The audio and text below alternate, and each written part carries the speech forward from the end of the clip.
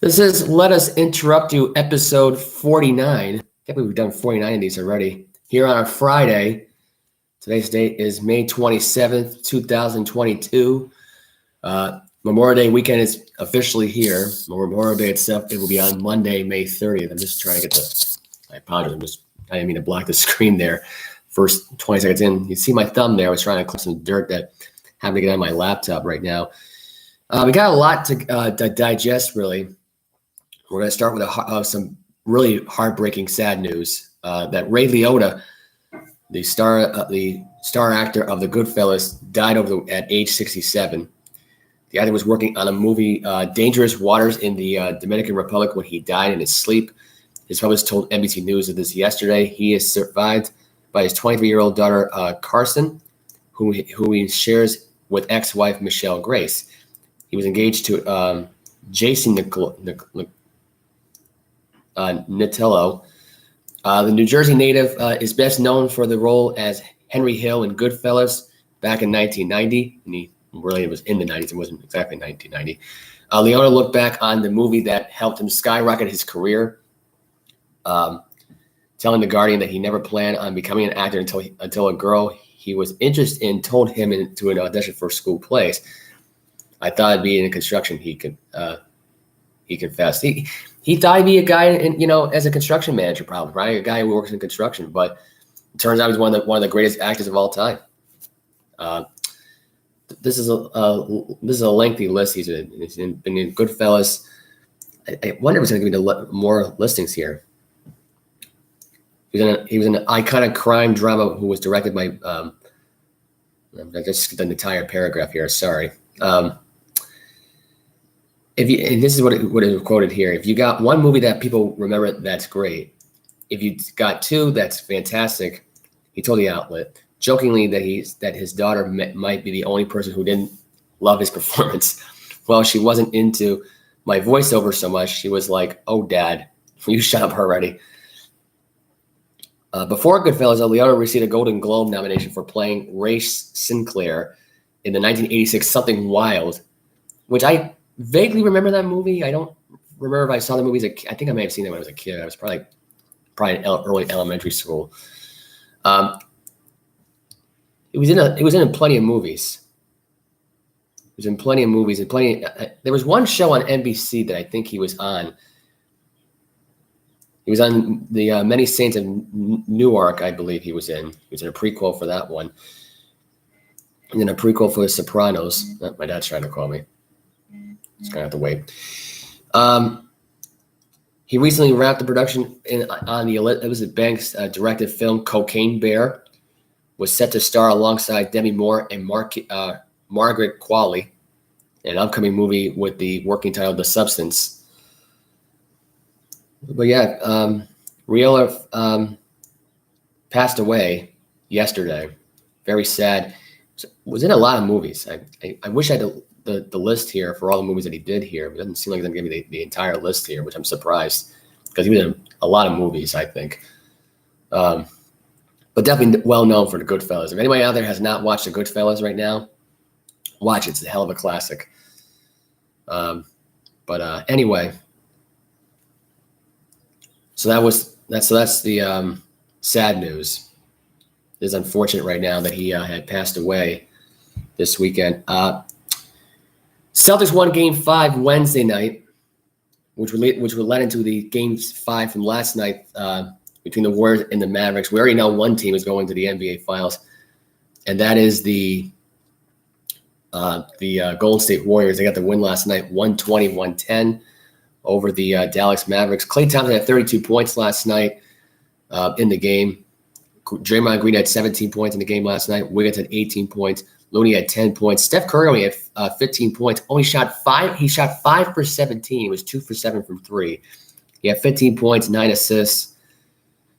Klay Thompson was 12 for 25 in the game, 8 for 16 from 3, 32 points, 3 assists, 2 rebounds. Wiggins had a double-double last night. He had 18 points for 10 rebounds. Green had 17 points for 6. Brunson did not look good last night for the Mavericks. He was 3 for 10 last night, only had 10 points. Luka Doncic had 28. Finney and Bullock combined to get 19 points. Powell had 3 points. Dinwiddie was on the floor for 32 minutes, 7 for 12, 5 for 7, 26 points. I believe he was coming off the bench in this game because I believe Brunson started the game, but did not remain in the game as long enough as Dinwiddie did. So I think he might have subbed in, though, at one point, though, for Bullock. I can't remember. I don't remember Bullock was a shooting guard going into that game, but I did not watch the game fully enough to give you highlight for highlight here. But I will tell you this right now. The Warriors, 14 for 36, 38.9 point percentage for the three-point range. I don't know if that's the best in their playoffs, but that's the best they've looked shooting the three in a while. They were 45 for 88. They took 88 shots last night. They made 45 of them, so that's at least 51.1% for the Warriors. Mavericks last night, 17 for 42, had 40% for three. A lot better than the Warriors, that's for sure. However, they were 37 for 82, 45% in the two-point range. So, I mean, you got to look at it like this. It was going to be tough for the Golden State Warriors to lose that game at home. I didn't see that happening. They now win the series. They are now going to the NBA Finals for the sixth time in 8 seasons. So think about that for a minute. Sixth time in 8 seasons.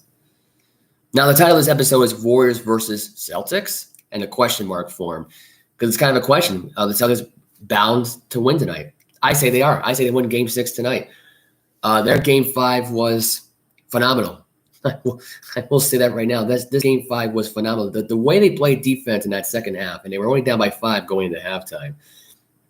But this game was all about Jaylen Brown, especially late in the fourth quarter where he had that one-hand jam that postered, kind of postered Bam Adebayo. Adebayo just stuck out of the way and let Jaylen Brown go flying.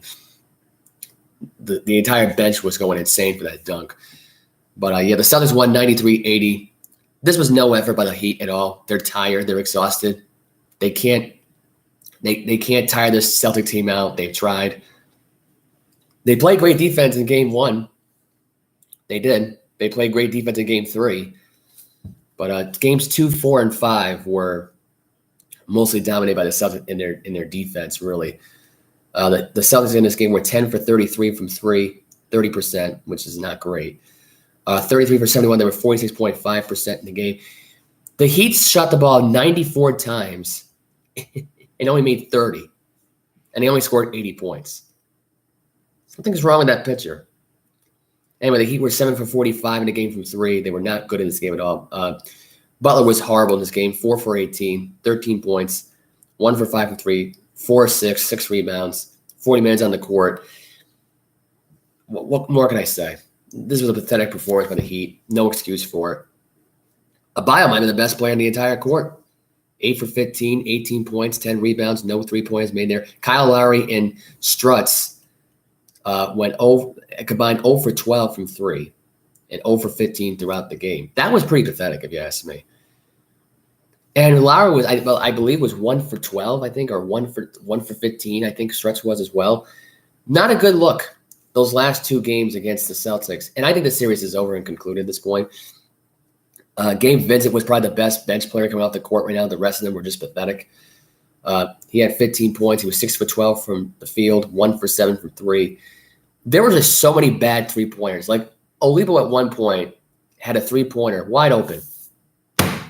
He hit the backboard, the lower part of the backboard underneath the rim, like not even hitting the rim itself. But he overshot it like this, and the ball, like if you shoot it like this, there's a way of shooting it. He shot it like this, and I swear to God, when I see players do this, they cup their hand. They don't go with a follow-through release where you don't cup the hand. When you cup the hand, the ball's gonna go. You're gonna overshoot it, and it's gonna go over the back. You're either gonna. There's one or two things that's gonna happen. Either you're gonna airball the shot, or you're gonna overshoot it to the point where instead of it hitting the rim itself, you're either going to hit the backboard, the underneath part of it, because it's eventually going to drop down, or you're just going to airball it. But Olivo did it twice. And I got to say this about the Miami Heat at this point. They are completely exhausted at this point. This series has made them completely exhausted. They're tired. They have no energy. But this second half, and I'm gonna give you the stats right here, based on how they outscored him in the second half here. They outscored him in the second half 56-34 in the second half here right now. The first two quarters were dominated by the Miami Heat. I mean, they were up by 5, and they were at home. And I don't know, and the whole thing that changed the possession to me was about 7 minutes to go, 8 minutes to go. Al Horford was got the rebound, drove it down, was by himself 3-on-1. He got the and one. He was fouled. He made the layup, and he made the free throw 3-point play. That set the whole thing up in motion. It did. I mean, when he made that layup and that and one, it changed the whole dynamic of the game. Now, a lot of people could argue it probably didn't, but I mean, it was probably Jaylen Brown with him making back-to-back threes. But I mean, by that point, it's like it was leading towards that. I think that Celtics were going to be on a huge run, and no one was going to be able to stop them. They outscored in the third quarter, 32-16. In the fourth quarter, it was 24-22. I mean, most of those were garbage points towards the end for Miami. They knew they weren't going to come back. But yeah, Jaylen Brown just completely put this game away. I mean, by himself. And I gotta say, realistically, here right now, despite his turnovers, now Tatum had some turnovers too. But Tatum knows how to contain himself and doesn't know how to rush it. Brown wants to rush it to prove a point, which I don't get what he is. And he's trying to deny right now that he's getting fouled, he's not getting the calls that he wants, but that doesn't matter. If everybody else is noticing it, you gotta work on that. You gotta work on not turning the ball over. And look, Brown was the star of the game. You know, there's not much to say there. Tatum had 22 points. Brown had 25. I believe Horford had 16 points in the game. Robert Williams had 6. Marcus Smart had 5. He was very limited because he had the injury to the ankle. Tatum, I believe, has got a pinched nerve in his shoulder, I think. it was his left shoulder, I believe, going into the game. But he still managed to play 44 minutes. I believe it's Tatum that might have that. I don't know, but I'm not sure, actually. I may be wrong on that one. Then again, I might be right. I don't know. But the Celtics did get the win last night. I think they're going to win tonight, Game 6 in Boston. There's no way that Boston's going to lose Game 6 at home. I just can't see with how completely defeated Miami looked those last 2 games. And they're going to go back to Boston tonight. I just don't see it. Now, I was going to reminisce on how the Celtics lost to the Heat back in 2012. It was 2012, 10 years ago. And they forced a Game 7 back in Miami. And then that's when Miami really took it. Boston was done going to that Game 7. Miami was just too much. You had Dwayne Wade, Chris Bosh, and LeBron James. You don't have 3 of those guys. You got more role players than anything else. You have 2, I would say probably 2 elite players out of Jimmy Butler and Bam Adebayo. And Butler, his legs are completely out of gas. Adebayo, or whatever the heck his name is, Adebayo, I can never say that last name right. He's completely exhausted. And he was the only star last night that really contributed anything. And once again, the starting 5 looked like crap. Kyle Lowry looked completely terrible. If Tyler Hero was in that game last night, it may have been a different game. Not last night, Wednesday night. May have been a completely different game. But, I mean, I just think realistically, when you look at this Celtic team, they are completely making the Heat use all their energy. And they just, when they can't hit, they just give up. All the energy used on certain possessions, they're just completely wasted. And they can't they can't re-energize and get back in the game. So, and I look at it like this: when you're smothering that team like the Celtics are right now, I mean, you can't win that series. And now it's going back to Boston. Forget it. You're done. Which is why I think it'll be a Warriors-Celtics start of the NBA Finals. A lot of people are saying this might be taking place in Golden State. I don't know if it's going by record or seeding here, but I think it might be taking place in Boston at first. And I think if it does, it gives the Celtics a better chance to win. I think it does. I think realistically, if the Celtics were a 3rd seed, they would probably be in trouble because they would probably be starting out in Golden State regardless. But I think they go by the seeding record of what you are in that seed.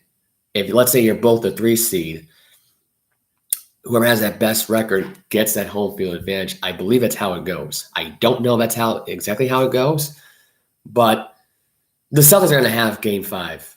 I'm sorry, not Game 5. Game 1 in Boston. Mark my words. So Celtics will win Game 6 tonight. I believe the NBA Finals will start on either Memorial Day itself, which is that Monday the 30th, or it would be the 29th, which would be this Sunday.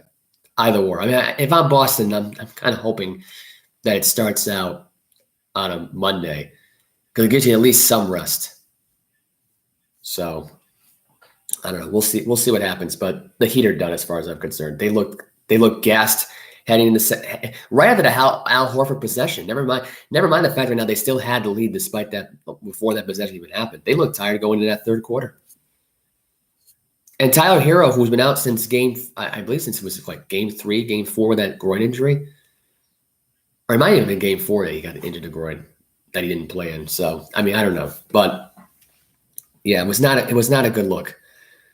Not a good scenario. Not a good scenario there. And look, when we get Warriors and Celtics, I guarantee you right now that's gonna be a 5 or 6 game series. If it ends up being in Golden State that we clinch it in, then I'm okay with that. I think realistically, I can see the Celtics forces into a 7 game series. I can see the Celtics and Warriors going at it in 7. I see Boston winning in 7 too, because I just can't see the Golden State Warriors winning an NBA Finals, not in their hometown. I just can't see that with this, especially against this Celtic team with how far they've gotten, with who they've beaten at this point. And it's just hard for me to picture the Celtics after all that to then just lose the NBA Finals. You got past Kevin Durant. You got past the defending champion Milwaukee Bucks. You're going to get past the Miami Heat, who are the number 1 seed by default, which, let's be honest, they should have been a number 6 or 7 seed because they were not that good to begin with. They only got the number 1 seed by default because the Bulls, when they had the number 1 seed, the whole team got COVID, and it was easy to beat them, and nobody really cared.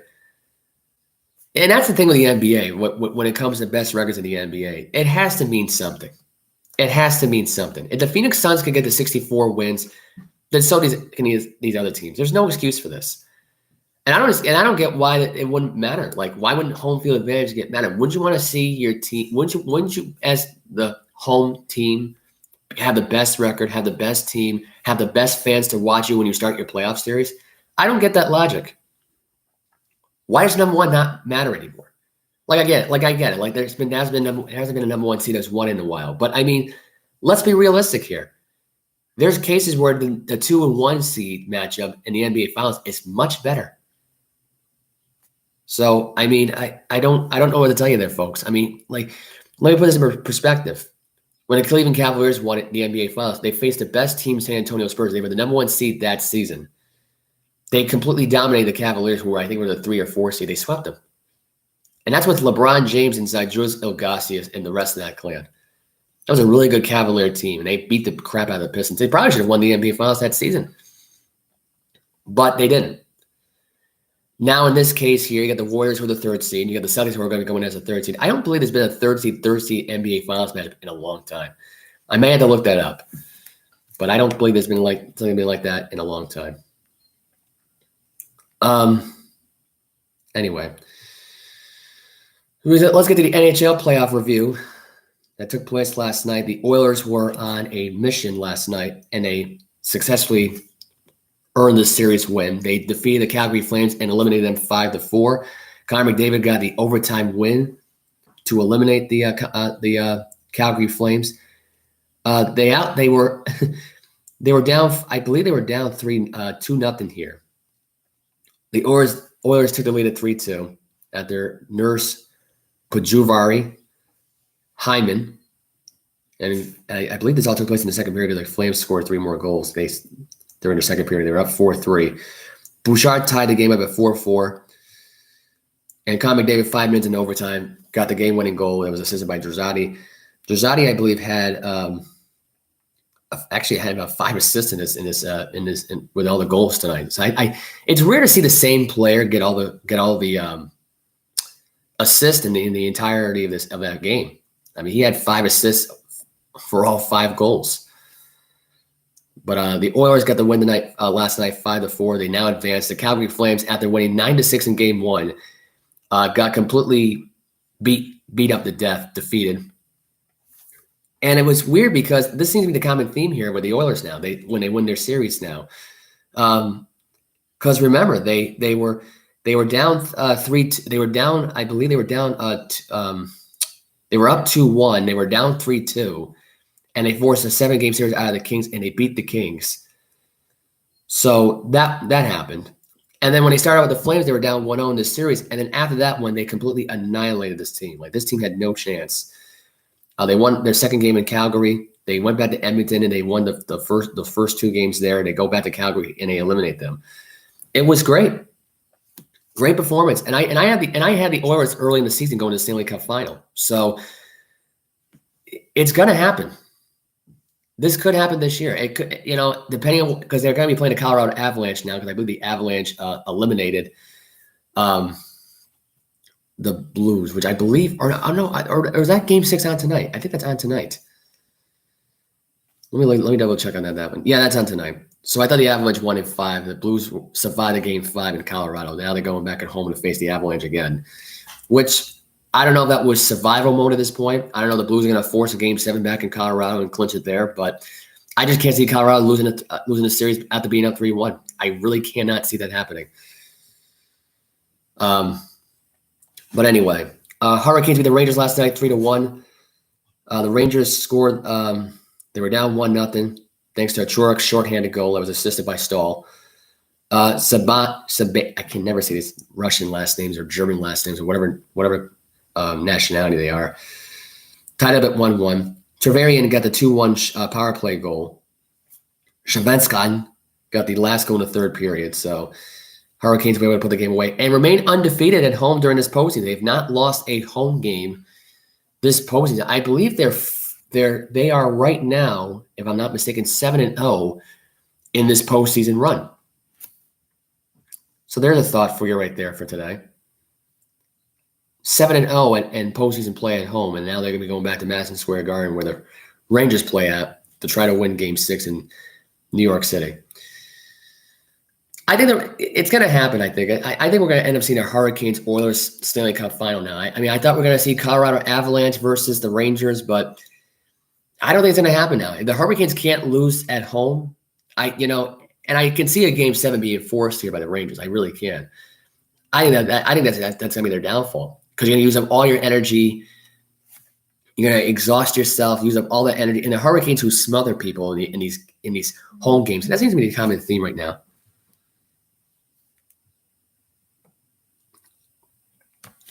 Anyway, I just thought, that's a thing. I thought it'd be Rangers Avalanche with the Avalanche winning in 6 in New York City, but I don't think that's going to happen now. And if anything, I think it might be the Hurricane. I think the Hurricanes might beat the Lightning in the Eastern Conference Final.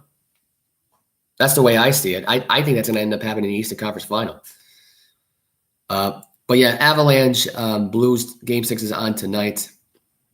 I think Avalanche will be forcing a Game 6 win out of the Blues, but in the end, the Blues won't be able to keep up. I just can't see the Avalanche going back home for a Game 7. And then for them to blow it. I just can't. I mean, if there is a Game 7, it'd be interesting, because that probably won't be on until Sunday. So there you go. There's my hockey thought for the day. Now let's get into baseball. There were a lot of good games that were on yesterday. A lot of good big games that were on yesterday. The Reds yesterday beat the Cubs 20-5 yesterday. Red Sox beat the White Sox last night 16-7.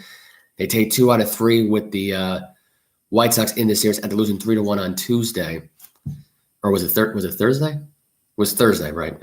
Okay. So the Reds, I believe, in this series, if I'm not mistaken here, I think they beat. Let me look at this up real quick. For whatever reason, I'm not finding. Oh, here we go. They had a 4-game series here, and it ended up being an even series at 2-2. So the Reds evened up with the Cubs. And just imagine, this team started out the year, I think, with a record of like 2-23, I believe. Now they're 14-30, so they've been 12-8 in their last 20 games, I believe now. That's a correct stat. The Yankees beat the Rays last night to improve to 32-13. Chapman is on the injury list for tendonitis in his Achilles. So once again, they are now down a closer. Go figure. This week, I believe they won 2 out of 3 against the Orioles. They just started their series last night with the Rays. And they're playing a 4-game set in Tampa, which I believe Tampa's going to even up that series. I can't see the Yankees now without Chapman winning 3 out of 4 just yet in that series. It's too early. It's not enough drama right now in the month of May. The Nationals beat the Rockies last night 7-3. I believe the Nationals started the series or actually this week. Let's see what the Dodgers did this week. They won 2 out of 3 against the Nationals. They started the series. The Nationals did with the Rockies. They won last night 7-3. They have a 4-game set with the Rockies. Tigers beat the Guardians yesterday 4-3. I believe this was the start of their series, which it was. They had a series with the Twins. They lost 2 out of 3. Almost got swept yesterday on Wednesday.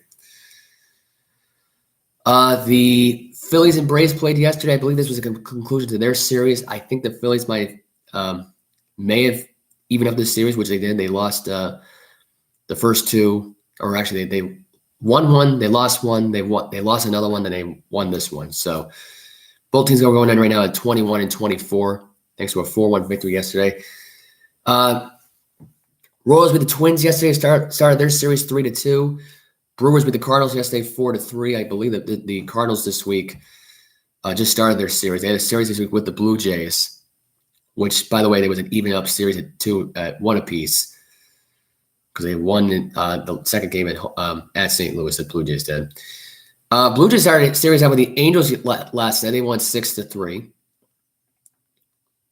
And the Diamondbacks lost to the Dodgers last night 14-1. And going back to the Blue Jays for a minute, Springer and Vladimir Guerrero Jr. had a homer last night, and Jansen had a homer last night. So there was 3 home runs last night by the Blue Jays last night in that 6-3 victory. Like I said, the Dodgers beat the Diamondbacks 14-1, and the Rangers beat the Athletics 4-1. Rangers, by the way, are at 20-23, and the A's fall down to 19-28. So that was your series reviews so far for all the baseball scores that were on last night. Not really a lot of entertaining games, although the Cubs-Reds series might be the only entertaining one because it's 2 crappy teams. You know, who sucks the most? That seems to be the common theme here with these games, really, per se. But anyway, I gotta get into the story of stories. I just got this morning. So talk about Stephen A. Smith. This was probably on yesterday's First Take yesterday. Talking about how Donald Trump was planning to buy the Buffalo Bills in order, and this is actually what they were planning on doing, to cause havoc in the NFL. I don't believe that was Trump's goal here. I think he actually wanted to own an NFL team. He liked football. I don't understand what all this was coming from, and we all know this. We all know that.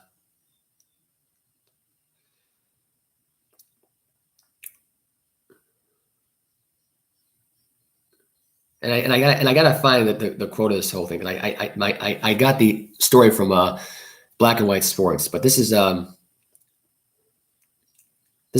to the New York Post. This actually goes into the Colin Kaepernick story, which he practiced this week, and he actually got a good review from the Raiders right now. And I guess they never told Derek Carr about it because Derek Carr's got the starting job no matter what. Which, if Kaepernick gets a job out of it, great. They're the only team that's interested in taking him on at this point. Stephen A. Smith revisit a fatal phone call he had with Donald Trump back in 2014. With Colin Kaepernick trying out the Raiders this week, Smith recollected how President Trump was a forceful critic of Kaepernick's kneeling protest, which, he was a critic for that. I think anybody who was a Marine, an Army, Navy, veteran, and the military would be taken to force to that. And this is what I got from the New York Post. So the narrative was hijacked by the former president of the United States for his own benefit. We all know that this Smith said Thursday on First Take. Smith said that Trump called him in 2014 when he wanted to purchase the Buffalo Bills and vowed revenge on the NFL if they froze him out of ownership fraternity. I'll never forget what he said to me. He said, if those owners screw me over, I'm going to show them. I'm going to get them all back. I'm going to run for president of the United States.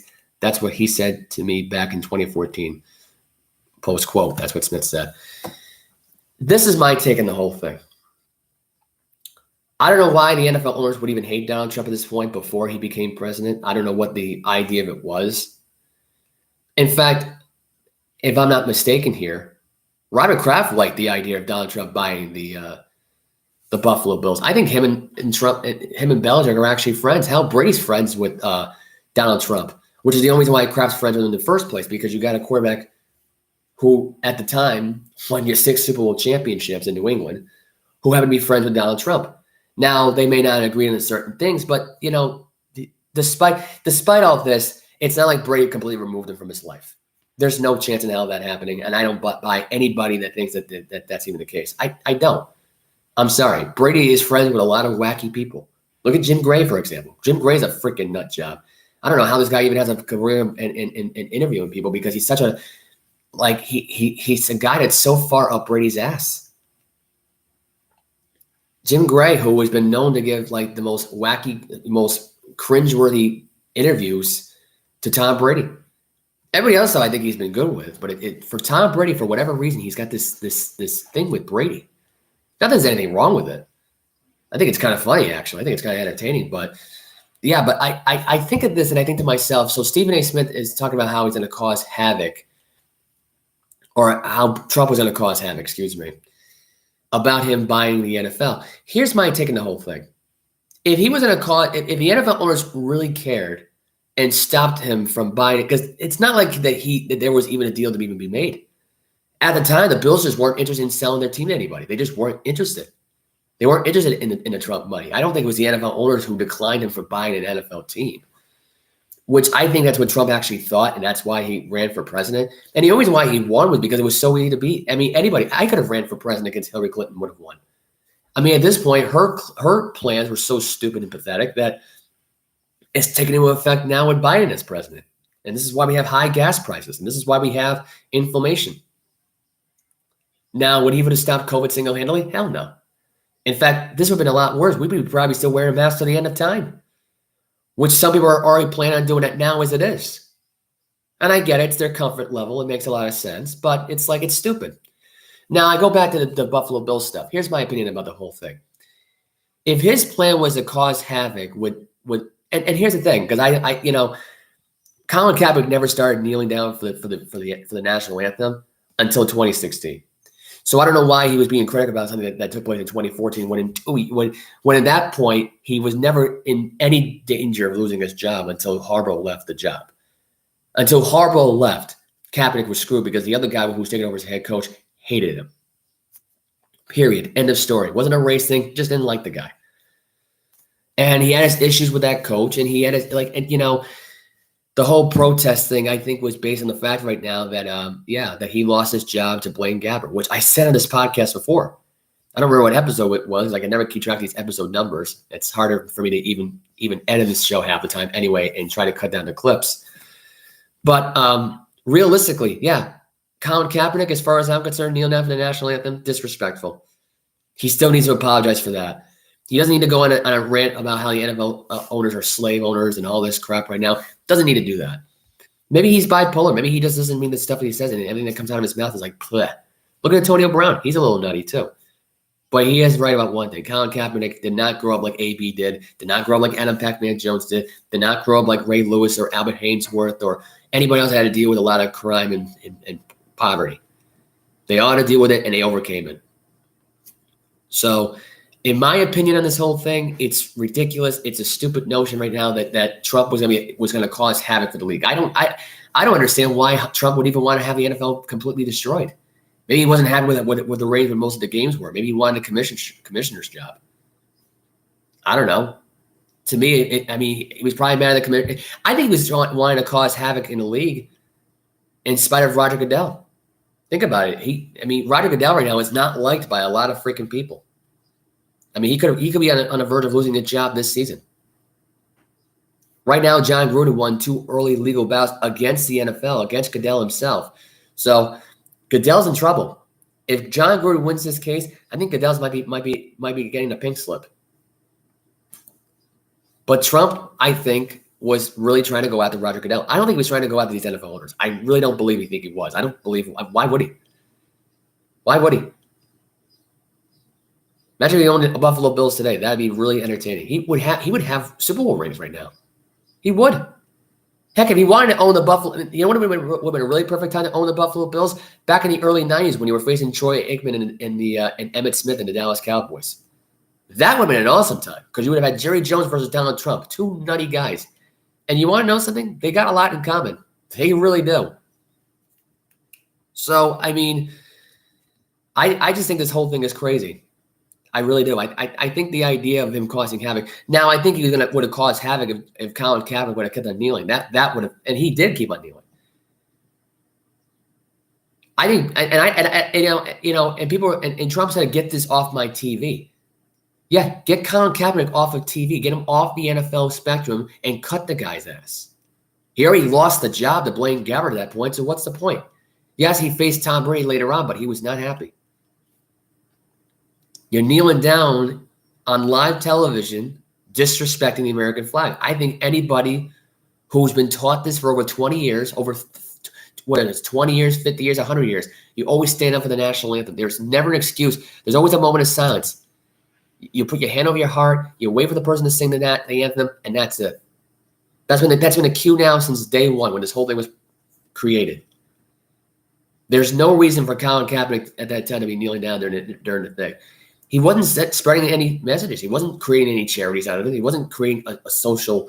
I mean, granted, the only thing that he created was entire high school and colleges to kneel down for this stuff. But that just made the college students lose their education. Hell, half of them, I believe, got lost their scholarships, lost their degrees, got expelled. Maybe something we're creating a message. I don't know. I mean, what can you do? You can't expel everybody. But just the thought process, just the idea that Trump would cause havoc, I just can't imagine him saying that. And why would he? And Colin Kaepernick was kneeling down for the national anthem back in 2016. I don't remember him kneeling down ever in 2014 because he never had lost his job. Hal Halper would have lost his job if he would have done that. That would have been all over the news. He would have been the guy that would never gotten a job in Michigan if that was the case. So, but here's another way of looking at it. What if Colin Kaepernick gets this job and Donald Trump gets the ownership and forces McDavid, and really the Raiders are forced to sell this team? Like, think about it. Right now, we now know for a fact now that Dan Snyder might be forced to sell the Washington football team. There's one of two ways it's going to happen, or Washington Commanders, sorry, not the football team. I actually prefer that name over the Commanders. One of two things is going to happen. Either Trump's going to buy the Washington Commanders and probably change that name. That'll probably be the first thing he'll do. Or Kaepernick does get that contract with the Raiders, and he buys the Raiders from Mark Davis. Because I think the Buffalo Bills' job is out. I mean, the Buffalo Bills are fine. They don't need Trump at this point to be a distraction. But this, if Trump buys the Raiders and Colin Kaepernick on that same team, all hell's going to break loose. You want to talk about causing havoc. And you want to know something? And here's another way of doing it. If Kaepernick really, really wants a job in the NFL and somehow Donald Trump gets this thing, you know what he should do? He should apologize to Donald Trump for offending him. He should apologize to the military. He should apologize to all 32 owners in the NFL, especially the ones that may have had a job at the time. Because there could be some new owners. I don't remember if there were any owner changes besides, there was a few that took place, obviously, during the last couple of years. But yeah. And I say the one person you really should apologize to is Roger Goodell. You should apologize to the announcers. You should apologize to the camera people. You should apologize to the networks for not allowing to show the national anthem because of you. Think about it. There was times when they didn't show the national anthem on I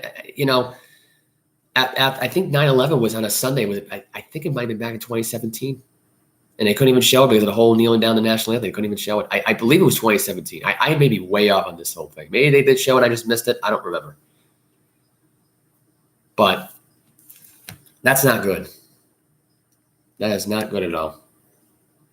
So I had to bring this up because it is what it is. It's wild hearing stuff like this. Absolutely wild. And I think and many people could argue this. They could. But, this is not a good case at all. And I think realistically here's another way of looking at it. If Colin Kaepernick wants to get cut, there's always a Washington Commanders job that's opening. Could be the quarterback there. Because right now you got Carson Wentz. I believe you still got Taylor Heineke too, which I've been saying this now for a while. Mike might not agree with it. Many of you might not even agree with it. That kid deserves a job. You want to talk about a quarterback competition that's down there right now that really could be interesting to watch? Carson Wentz, Tyler Heineke, and Colin Kaepernick. That'd be one hell of a job. I've stated on the record right now that if Kaepernick ends up signing here, and Derek Carr gets injured and he has to sit out the rest of the year, and Kaepernick takes over, we might see some magic. You never know. It's been 6 years. It'd be the biggest comeback story of Colin Kaepernick's career, the biggest comeback story in NFL history. Right all the wrongs, climb over the obstacles, do the actual work, win your team a title. That'd be one way of doing it right now. That'd be one hell of a story for Colin Kaepernick's NFL career return. Comeback story after 6 years of being gone. Think about that. Speaking of the Raiders at this point and Jon Gruden, former Las Vegas Raider head coach Jon Gruden scored a couple of victories in the Nevada court on Wednesday. Nancy Alpha denied the NFL motion to dismiss his lawsuit against the league. Good. Like I said before, if Jon Gruden wins this case, I think this is the pink slip that Goodell gets, because the emails that were released and all these things that got released 10 years later. This is what I'm not understanding here. And Mark Davis never wanted him to be fired, which I don't believe that story at all from Mark Davis, the owner. I just don't think it's true. I really don't think it is. I just think to myself, what could possibly be worst case scenario?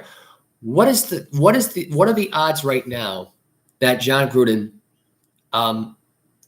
even wins this? He's got a big case for this whole thing. All the evidence is right in front of them. You can collect all the emails. There was a lynch thing that involved him and Damari Smith, which, I've yet to see that proof. And that may be a favor for the NFL. Maybe the NFL, the judge decided not to let this case continue. This is going to turn into a trial, and it's going to hurt. And many people could argue right now that Gruden's email may have gotten hacked. Maybe someone went through his spam. Maybe there was a spam thing that was sent out of Gruden's thing and sent to him. Now, somebody went to extreme lengths to get Jon Gruden to be let go, when in reality he stepped down before he was even fired. Schefter may have reported he got fired, but he never got fired. He stepped down. And there are many people out there that can make this argument all day long right now that Gruden is a racist. I hate to say it, but he's not a racist. I hate to clue people in this whole reality thing right now, but someone was out to get him. I believe that to be true. I don't think that Gruden has that in him. I don't recall Warren Sapp, Derek Brooks, Ronnie Barber, Tony Dungy, any of them saying that Gruden's a racist. I just don't believe that. Now, many people may not have liked him because they may have liked the idea of Dungy being the guy to become the head coach there. But he had a better opportunity. He went to go coach with one of the greatest quarterbacks of all time in Peyton Manning. Why would you turn that down? And knowing that your job was on the line and everybody quit on you in the end there. Now, Warren Sapp can act like, and the Bucs could act like that year. Oh, they tried. They didn't try that game against the Eagles. And they know it. They know it. They didn't try. They quit on their coach. I got a lot of crumbs I got to clean up on this countertop. Anyway. But yeah, Gruden would win this case, I believe. Because I just think that the evidence that's against him has been planted. I don't think Gruden's really that racist. I don't think he is racist at all. I just don't believe that he is. I think the idea of the NFL winning this case right now is absolutely asinine. Because the NFL's got no leg to stand on here with this. None whatsoever. So I just think it'd be really hard to prove whether or not Gruden's racist or not. I just don't believe that he is. Now, Deshaun Watson this was another story that came out this week. This is actually what I got on the CBS Sports News page. This was a case that was the two girls that were having victims that were on the Bryant Gumbel show. I mentioned that show was on Tuesday. I may have the article right here. Oh, here it is. Oh, no, that's not it. That's the wrong one. Here we go. So the two women suing Cleveland Browns quarterback Deshaun Watson have accused Deshaun Watson of inappropriate sexual conduct, condemned the Cleveland Browns for giving the quarterback an NFL of $230 million guaranteed contract. Okay. This is what Ashley Solo says. This is one of the two women who appeared on the Bryant Gumbel show. It's just like a big screw you, she said, of the contract in an interview with HBO's Real Bryant Gumbel, which aired Tuesday. That's what it feels like, that we don't care. He can run and throw, and that's what we care about. This, to me, in my opinion, these girls are just doing this for fame and fortune. They're not one. I don't know if these girls are the ones that are testifying. I know there were a few of them that they didn't give out names of the ones who just let the whole criminal thing go, but they wanted civil. Now, if these girls are pissed off about this, then they would have been the ones saying, yeah, we want this to go to trial. We want this to be criminalized. Because if those cases were not going to be released at this point, if it wasn't civil, it ended up being a criminal, like sexual assault kind of ordeal, Watson would never get to be in the Cleveland Browns today. As a matter of fact, you could argue right now that Deshaun Watson may not play in the NFL ever again. Maybe he's suspended for the rest of the year and never signed by him. It might be blackballed out of the league if this was actually a criminal case. Because now at this point, when you are turning from criminal to civil and you're agreeing to air on a show with Bryant Gumbel, to me that just looks a little salty, looks a little cringy. It looks bad on your part to agree to air this on live television on an HBO sports podcast with Bryant Gumbel. It's like a big giant screw you, like all he cares. Like it's just like you're targeting the NFL. You're not just targeting Deshaun Watson. You're targeting the NFL. And there's been a lot of people that have done that in the past. Hell, Colin Kaepernick's doing it right now. Donald Trump's been doing it for the last 8 years, probably even longer. Jon Gruden is doing it right now with the cases right now that he has in court right now, and he has every right to for this. I think all those emails that were sent out, I don't believe it came from Jon Gruden's thing. Where's the proof that says that Jon Gruden actually sent those emails? What is Jon Gruden's email? Does Jon Gruden even have an email? And, it's emails that were targeting Roger Goodell. Roger Goodell just didn't like the fact he was targeted. And Goodell probably bribed Mark Davis for a raise. Think about it. Or he probably said, like, oh, the other owners will I'll make sure you get paid more by the other owners if you get this guy released. Because he targeted me. And maybe somebody in Jon Gruden's camp was racist enough and probably got fired on his own from Gruden. And maybe Gruden didn't like. I don't think this is even a race thing. I think this is a fact right now that in his mind he thinks he's more powerful than the NFL owners. I'll make sure this guy gets let go. I'll make him some stupid crap. Maybe Goodell was spreading all this rumors, this racist stuff. Think about it. This happened right around the timeline of the NFL lockout when DeMaurice Smith and Roger Goodell were going head to head and they weren't agreeing on anything. They really weren't. No, that could have been a cause of Gruden getting those nasty emails. It could have been towards him. This may be the whole with DeMaurice Smith and Gruden part of it might even be dismissed. But this is a prime example of what I'm saying here for anybody who's targeting the NFL. These girls are targeting the NFL. That's it. This whole thing turned from a Deshaun Watson story, and from just reading this quote alone, from targeting Deshaun Watson, the quarterback who did this to you, to the entire National Football League and all 32 NFL owners, including the commissioner. That's my takeaway in this whole thing. So I just can't see how anybody could look at this with a straight face, and say this shit. Because this is freaking stupid if you ask me. Stupid. How anybody could look at this and say that those girls, oh, they were a victim. What were they a victim of? Where's the evidence that you got sexually assaulted? Where are the bruises? Look at Amber Heard can walk around in the courtroom one day with a bunch of bruises on her body saying that Johnny Depp assaulted her. She had no bruises in the beginning of the court case, and now all of a sudden she shows up to court with bruises on her body now? Why, did Johnny Depp go back to the house and beat you up? Why would Depp even waste his time with this? And why would anybody want to listen to these girls at this? And here's my opinion. Where's the evidence that you were assaulted? Where's the hospital files? Did you go to the hospital? Those questions should be asked. Did you go to the hospital at all? Did the cops come over? Did you call 911? Did Deshaun Watson, grab you from behind and prevent you from calling? Did he take away your phone? Like there's a variety of questions there that I'm missing in this whole thing. And for them to go on this and say it's like a big slap in the face, a big giant screw you. Like the NFL is going to sign somebody that's good, talented enough, yes. And then from there, if there are some legal problems, they'll deal with it. They have backup plans. For God's sakes, that's why they have backup quarterbacks. Let's say Deshaun Watson was the only quarterback in the league right now on that Cleveland Brown roster, and he ended up being suspended the entire year. Who's going to be the quarterback? Realistic. That's why they have backup quarterbacks in this league. That's why you have a 90-man roster to start off with, and it ends up being 53 later on, because every position has to be covered. They got to look at every talent, and they got to base it off on these things. That's why we had 4 weeks of preseason football. Now we only have 3 weeks of it.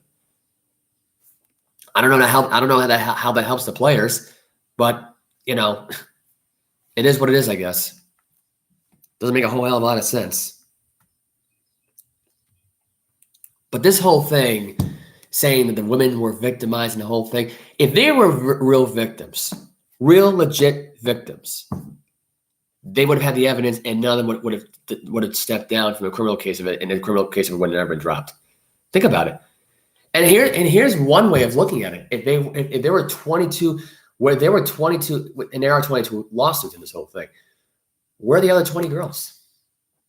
How come they weren't on the show? How come we don't have a selective variety of interviews planned for the next week? How come there's no advertising for those women, for those 20 other women, to be on the Bryant Gumbel show? And here's another way of looking at this. You know what would be really good for television? If they wanted to have Roger Goodell on the Bryant Gumbel show with those victims. Think about it. And we all know most domestic violence cases take place and sexual assault things take place. Look at Ray Rice. He beat up his girlfriend in a freaking in an elevator at a hotel. He was blackballed from the league and never heard from again. This is a guy who won a Super Bowl title, who lost his shit. And that guy deserves to never come back in the NFL. It's a good thing. And that way there's evidence. That's what you call evidence. You have a video, proof of it. The whole world's seen it. Where have we seen evidence? We saw evidence with Big Ben Roethlisberger going into some girl's bathroom, assaulting a girl. Girl signs a release at this point. She settles the case. She makes over $1 million. That happened. There's your evidence. Go back and find that footage. Plenty of people have. Where's the evidence here in this case here for Deshaun Watson? I want to know. These two girls on that thing should never even been on the Bryant Gumbel show. Because in my opinion, you showed no evidence. You said it's a big giant screw you. It's like arc things doesn't matter. Oh, they throw. So they're basically mad, not at Deshaun Watson, but they're mad at the Cleveland Browns for signing him. And they're mad at the NFL that this guy's still in the league. They can't cut the guy without evidence. You got to have evidence that you were assaulted. You got to have witnesses. You got to have people that are around. You got to have teammates that are Deshaun Watson who know this stuff was going on. You got to know this. It's not that hard to prove it. So, in my opinion, you're not going to win that case with me. Sorry, you're not going to win it. Not going to convince me. Anyway, Bobby Lashley wants Brock Lesnar at WrestleMania 39. He was on the WWE The Bump yesterday, the Bump podcast. I never watched that podcast. It's always corny and it's scripted and it's so forced. But he wants to face Brock Lesnar next year at WrestleMania 39. He wants the match. He wants the rematch. If Brock Lesnar wants the rematch himself and the money's right, he'll do it. I don't see how it wouldn't be right. You're going to be in Los Angeles, California, at new LA Rams Stadium next season for WrestleMania. So I don't see how the money wouldn't be right in this case. I don't know how it would be, how anyone would even turn that down. And I think that match would happen. And you want to know something too, in my opinion? I know Lashley and Lesnar took place at this year's Royal Rumble, this past Royal Rumble. But I got to be honest here. I didn't like that. I didn't like the match itself. That match was disappointing. It was 8 minutes or 9 minutes, I believe. The match might have been. It might have even been longer. I don't even know. I got to go back and watch it. But most of it was slow-paced offense. Lashley slowing the pace down. Lesnar really slowing the pace down. Hitting his 8 German suplexes. Lashley had 1 German suplex on Brock. He had a spear on him. He tried to spear into the barricade. He missed him. But yeah, I didn't really care for that match, and especially the finish to it too. Reigns interferes, hits a spear, hits Lesnar with the belt. Lashley pins him 1, 2, 3. Like he didn't hit another spear before that in the end there, or hit him with a hurt lock, or in this case here, hit that spine that hurt lock slam where you're gonna do the master lock or the hurt lock on him from behind, then slam him down into the back. Like something offensive at that point to make it like seem like that you actually legitimately won this match despite the interference. I mean, I just think, or overcome that interference and try to hit some other moves in the end there. At least have Brock get up with the F5 and hit Bobby with another F5 and have Bobby kick out of it. I don't know, something like that. That would have made more sense. I don't know. I just hated that finish to that match. And I think he wants to redo the match. I don't blame him. Now, is it gonna be better than their first encounter? I think for sure it will be. I sure as hell hope so. Does it deserve a WrestleMania match? I agree. I think they should do it. But is Brock gonna want to get into that match again? We'll see. It's not gonna be a guarantee. So I mean, we'll see what happens now going forward. But I can see it happening, but at the same time, you never know with Brock Lesnar. You never know what you're going to get with the Beast incarnate. It's a non-sports related story, but workers at a Macy's in Warwick and 4 Massachusetts locations voted to authorize a strike. I first heard about this. I was shocked by this because I couldn't actually believe this. Unionized workers at 5 Macy's department stores, including the one at the Warwick Mall, have voted to potentially strike as they continue to negotiate with their retail over a new contract. So who knows? Because I got to go to the Warwick Mall in about a few minutes. I might see some people outside striking at a Macy's. So union negotiator and sales colleague Anita Hovey said workers want Macy's to bring up the minimum pay at Warwick stores to at least $15 an hour after that chain announced the higher starting pay for non-union stores in January. This is what was quoted here. We've got the best and final offer from Macy's last Friday. We had about 250 people come up and vote last Sunday, and they did take a strike vote, she said. The stores in Warwick and Braintree, Peabody, and Natick, Massachusetts are under one union contract. A 5th store in Boston is under a different contract, Hobie said. Workers at all 5 are represented by the United Food Commercial Workers Local 1445. This is my take on the whole thing. If their minimum wage is not up to $15 an hour at this point, if I'm those workers and if I'm only making that, I go on strike. I say demand more money. Make it $16, $17 an hour. That's my take on the whole thing. I'm all favor for striking for what you believe in. I mean, I was part of a strike back in 2019 with Stop and Shop. So I get the feeling of it. I mean, it's been, at this point, I'm not even sure if Stop and Shop even signed a new deal at this point. I don't know their previous deal is up in 2022. I haven't heard they're going to be on strike right now at this point, but if it's been 4 years and there's been no new contract, this may will lead into another work stoppage. I mean, inflation's going up as it is anyway. I'm surprised that we haven't had a strike yet for Stop and Shop, Shaw's, or Walmart, to be exact, at this point. So, I mean, this could happen. We could see another strike happen again here in 2022, and only this time right now with Macy's. Now, does it suck? It might go through Memorial Day weekend? Absolutely. That's terrible. That's big holiday pay too for most of those workers. So I'm all for them to get what they want out of it. That's the goal here, and I think that is the goal. It should be. There should not be anybody there making less than $15 an hour at this point with the way this country's going right now. With as much COVID money they have right now that they want to tell you that they don't have, they're full of crap.